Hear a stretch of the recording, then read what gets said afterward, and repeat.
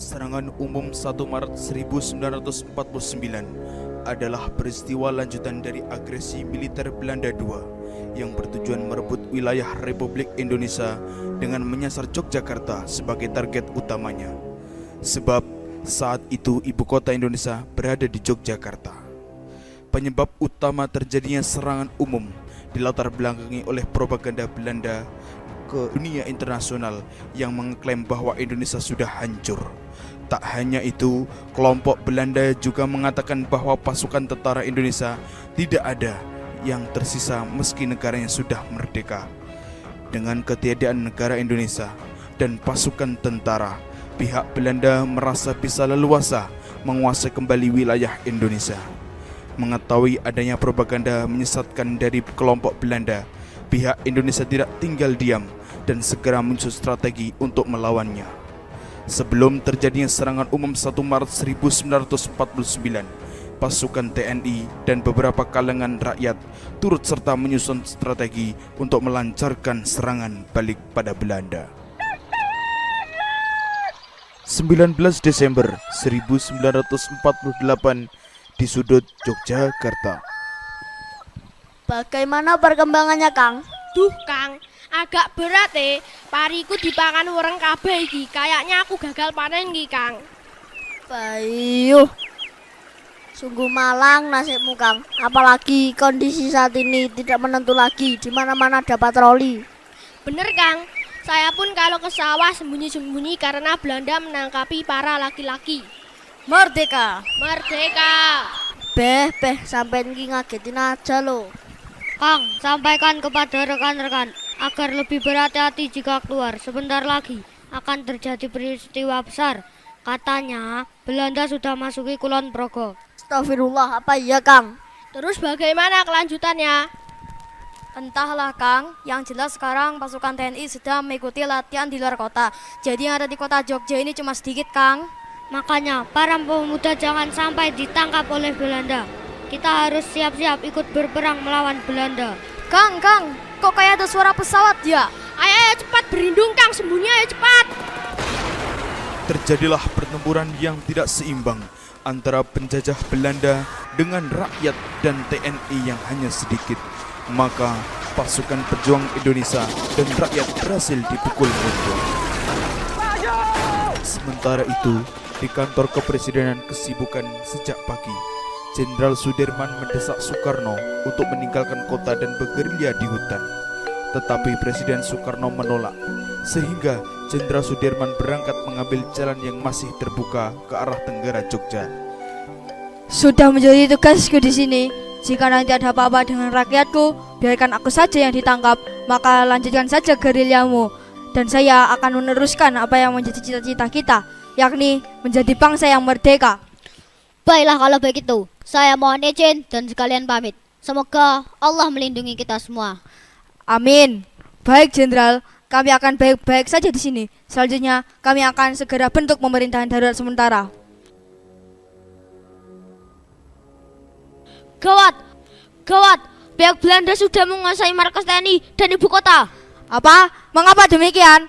Kita harus secepatnya melakukan persidangan untuk mempertahankan ibu kota. Tapi Bung, saya yakin sepertinya Belanda akan segera menuju kemari. Waktu yang kita miliki hanya sedikit. Menurut saya alangkah baiknya jika kita membuat pemerintahan darurat. Bung Hatta, benar Bung, Belanda pasti akan menangkap kita semua di sini. Tenang, saya mempunyai saran. Bagaimana kalau kita menunjuk Syafruddin untuk membentuk pemerintahan darurat di Bukit Tinggi, serta Dr. Sudarsono, LN Palar, dan A.A. Maramis untuk membentuk pemerintahan darurat dalam pengasingan. Saya setuju dengan saran Bung Hatta. Segera kamu kirimkan surat penugasan ini, segera. Baik, Pak. Akan segera kami sampaikan. Kami pamit dulu. Merdeka! Menyerahlah kalian, Jogja telah kami kuasai. Silakan ikut kami. Akhirnya, semua penghuni istana ditangkap. Soekarno, Hatta, dan pejabat tinggi diasingkan ke Brastagi dan Bangka. Belanda mencoba menghasut pihak PBB untuk tidak menghiraukan Indonesia, bahwa keadaan di Indonesia sudah sangat kacau dan hancur. tentara nasionalnya sangat lemah sehingga mereka tidak bisa menjaga keamanan negara. Berita tentang Republik Indonesia yang telah diambil alih dan berubah menjadi Republik Indonesia Serikat oleh Belanda membuat Sri Sultan Hamengkubuwono IX khawatir, lalu mengirimkan surat kepada Jenderal Sudirman untuk membahas serangan balasan kepada Belanda melalui Letnan Kolonel Soeharto. Selamat malam. Malam, silahkan masuk. Terima kasih. Ada apa Anda mengundang saya? Begini, saya dan Sudirman akan melakukan serangan terhadap Belanda sebelum sidang yang akan dilaksanakan PBB pada bulan Maret. Saya mengundang Anda kemari untuk meminta bantuan mengenai rencana serangan.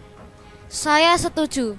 Sepertinya diadakan sidang PBB adalah rencana busuk Belanda dan pastinya akan memiliki dampak buruk bagi kita, bangsa Indonesia. Sama dengan pemikiran saya.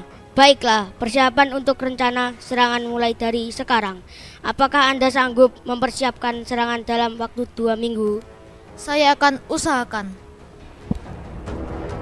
Setelah Soeharto selesai berbincang-bincang dengan Sri Sultan Hamengkubuwono mengenai rencana serangan umum 1 Maret terhadap Belanda, Letkol Soeharto kembali ke markas TNI untuk melakukan penyusunan strategi penyerangan umum bersama komandan-komandan SWK. Pagi Pak, merdeka! Merdeka! Lapor, kami dari beberapa SPK 005 sampai 033 siap menerima instruksi, laporan selesai. Baiklah, silahkan duduk. Siap, Letkol Soeharto. Begini, langsung saja. Jadi kita akan menyerang dari jalan raya menuju Yogyakarta. Tiap-tiap komandan SWK menyerang jembatan Bantar dari sektor masing-masing. Tugasmu menyerang dari sebelah selatan, kamu menyerang dari sebelah utara. Saya dan Mayor Samuel di sebelah barat. Aku akan menyerang dari sebelah sini. Bisa dimengerti? Siap, Letkol Soeharto. Tanda sandi kali ini adalah janur kuning dikalungkan di leher. Dan untuk tanda penyerangannya yaitu bunyi sirine di pagi hari. Siap, Letkol Soeharto. Pukul 6, serangan umum dimulai. Di markas Soeharto, nampak Pak Sudirman memberikan semangat kepada para pejuang serta tentara gerilyanya. Assalamualaikum warahmatullahi wabarakatuh. Pagi ini, atas izin Allah, kita bisa berkumpul dalam niat yang suci, yakni melawan penjajah biadab Belanda. Mari berjuang fisabilillah, membela tanah air. Bukan untuk kita, untuk anak cucu kita kelak. Jangan berikan secuil pun harapan kepada penjajah-penjajah laknat. Ingatlah bahwa prajurit kita bukan prajurit sewaan, bukan prajurit yang mudah dibelokkan haluannya. Kita masuk dalam tentara karena keinsafan jiwa dan sedia berkorban bagi bangsa dan negara. Mari kita buktikan pada dunia bahwa TNI kita tidak lemah. Kita harus tetap berdiri tegak di tanah kita sendiri. Jangan sampai para penjajah itu merampas kemerdekaan yang sudah kita raih. Bismillahirrahmanirrahim, Allahu Akbar. Serang! Pertempuran terjadi di seluruh penjuru kota. Pasukan Belanda terkepung dalam markas pertahanan. Penyerangan yang mendadak dan serentak dari seluruh penjuru kota mempermalukan pasukan Belanda, karena pasukan Belanda hanya dapat bertahan di markas-markas walaupun hanya 6 jam mempertahankan Jogja. Hal tersebut sekaligus membantah pernyataan Belanda bahwa Republik Indonesia dan TNI telah hancur, sehingga kemenangan berada pada tangan bangsa Indonesia. Peristiwa ini bertujuan untuk membuktikan pada dunia internasional bahwa TNI masih ada dan cukup kuat dengan harapan dapat memperkuat posisi Indonesia dalam perundingan yang sedang berlangsung di Dewan Keamanan PBB. Perundingan tersebut memiliki tujuan untuk mematahkan moral pasukan Belanda serta membuktikan pada dunia internasional bahwa TNI masih mempunyai kekuatan untuk mengadakan perlawanan